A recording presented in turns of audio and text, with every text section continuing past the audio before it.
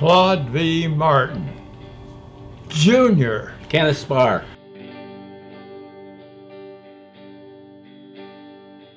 Okay, I started, I think it was, let's see, I spent a little time at Purdue, just wasting time. So I came back out of school and went down, worked for Maple City Rubber. Down, got a job doing sweeping the floor or rolling rings on the balloons. And I did every dirty job in the place. And then I got a little better job as I went on. Finally realized that if I'm gonna make a good living, I got to do something better than this. I was a flunky.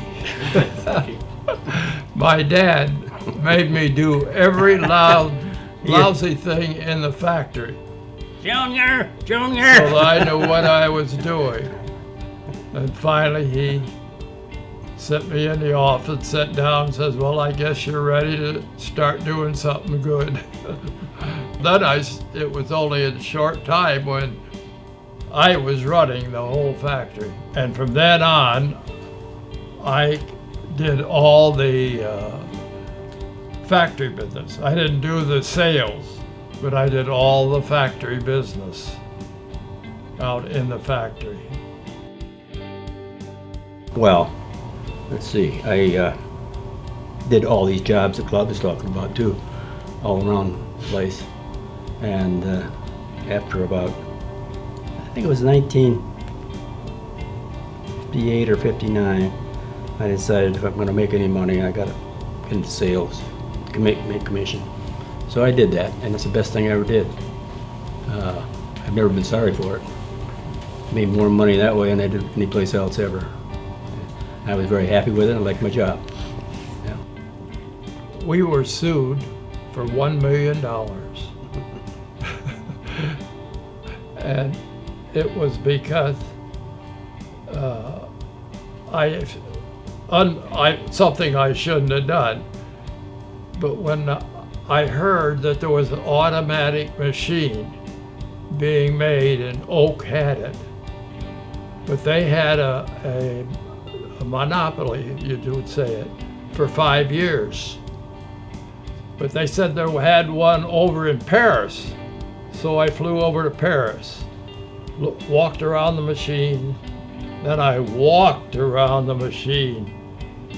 I came home and I started playing right away. How the hell can I get a hold of one of those? Well, when we were doing a lot of foreign business, we had a salesman over there. I called him and I said, I want you to order one of those machines and you actually get it and then you send it to us. Well, that would have worked slick. We got the first one. Well, then we got the second one and we got it on order. The only trouble was there was a guy in the company that made the machines was a drunkard. Finally, they couldn't put up it anymore, and they canned him. He got so mad that he called Oak Rubber Company and says, you know, Maple City Rubber Company has one machine like that, and they got another one halfway across the ocean. Right away, newspaper. Maple City Rubber Company sued for $1 million. Paul Carpenter was my lawyer. And then they had Oak Rubber. Well, they load on the other guys. The show that was supposed to come to me, the machine, they took free. Don't pay anything for it. Well, they got down to us, and Paul Carpenter says, we may not be in too much trouble.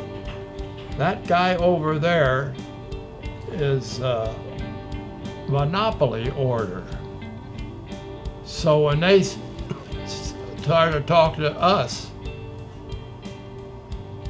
he said, well, we'll settle for $25,000. Paul says, no, we'll give you 20. And the other guys that had the machine said, no, we'll give you the 5,000. So instead of $1 million, we settled for 20,000 and kept the machine.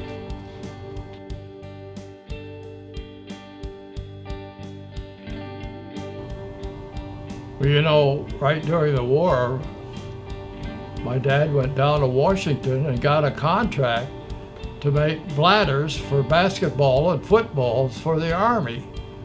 So he actually was going to getting some latex legally to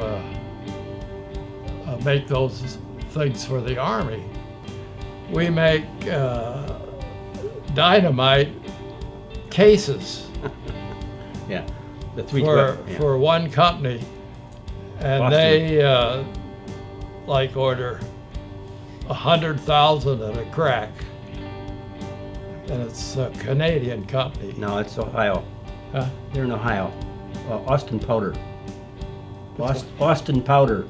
Yeah, Yeah, Austin they're in Ohio. Powder. They're in Ohio, MacArthur, Ohio. Is that wasn't that a no? Yeah. No, that's at MacArthur, Ohio. Yeah. Well, I know it was up north there. That we shipped everything up north. I don't remember that, but it was an Ohio company. When you say dynamite, you don't mean like stellar, you mean like dynamite? Dynamite, I don't know. They put it in this little skinny balloon, not that big, and they put powder in it, and that's part of the detonator, or a larger explosive. And which company was this for? Austin Powder. I don't know, we still selling them or not? Yeah. Before the war, we sold balloons all over the world because over there they had no balloon factory. So I mean, we sold everything from Great Britain out to way to the other end of the country. We sold them down to South America, South Africa, Mexico, Canada, everything. We sold all those places.